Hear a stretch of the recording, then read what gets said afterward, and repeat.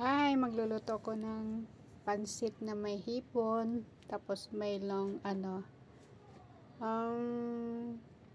ito yung sauce, light soy sauce, tapos garlic, tapos hipon. Yan. Yan ang maglalagay na tayo ngayon ng mantika. Igigisa natin ang hipon. Yung hipon, ipa-fry muna sandali. Sa mga seconds lang. Mga 10 seconds lang. And then, ipa-fry muna yan. Kahit ipa-fry muna natin. And then, paano siluto naman? Bago. Kasi, siluto muna bago ihalo sa pansit. Ngayon, maglalagay ulit tayo ng mantika. Gigisa natin ng bawang. Halo-haluin hanggang sa yung mga muna ang bawang, mabango. Ihalo na rin ang yung long stick mushroom. Yung puting mushroom yan. Halo natin yan.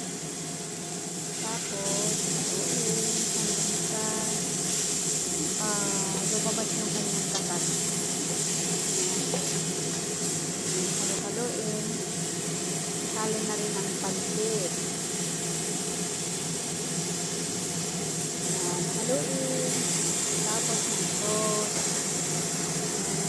Ang sauce niya is light soy, oyster sauce, chicken nor, some sugar. Yan. Lala na natin takpan. And then, luto muna ng din. Madali lang itong lutuin eh. Very lang siya. Very fast na maluto. Yan. Halo na ang hipon. Hanggang sa maluto na. Yan. Malapit na maluto. Ready to serve na. Yan. Haluin ulit. Ayan. Okay na yan. Luto na yan. Maganda na yan. Sandali lang kasi lutuin ko yung mabilisan lang. Okay, thank you for watching guys. Please do subscribe and click the notification bell para updated po kayo sa akin susunod pang mga videos. Thank you and God bless.